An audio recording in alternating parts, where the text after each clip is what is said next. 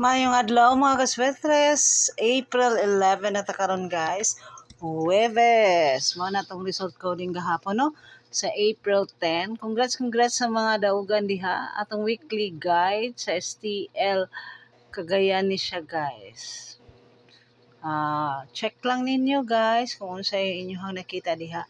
Ang atong Thailand lottery result pag April 1. Ang 809 nakuha na ana o ang 1831 nakuha na pod. So at wala tay hay alay karong adlaw guys. Date code lang ta guys. Sa atong date guide karon nga 11. So naay triple, naay mostly double gid no.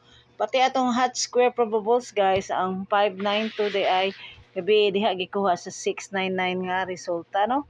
Gi-hot square probables. Bagdok mo guys si double zero kato 003 nya mo na atong lamion nya Risbacker sa 860 si 706 no nya mo na atong maintain ang Ramadan 378 napag-usad ay sa Ramadan guys 170 o nya kato try ninyong 606 rambuli lang para sa alas 2 o alas 9 nga draw. Kana lang mga kaswetes no. Nya ato ang mga color tips ani ana.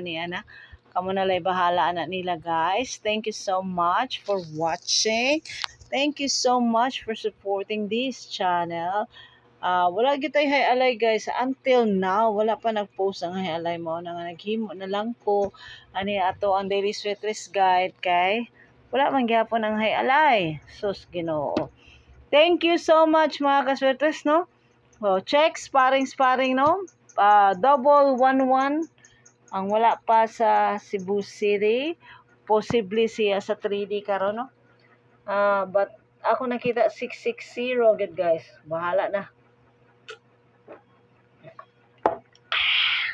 Duka na kay ko mga kaswetres.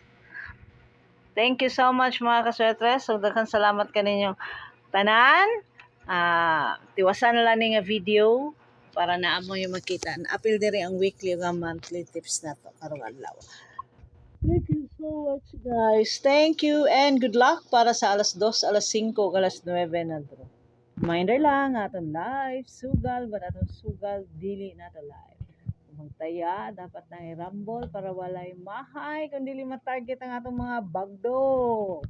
Thank you so much mga kaswetres and good day everyone. Buyers!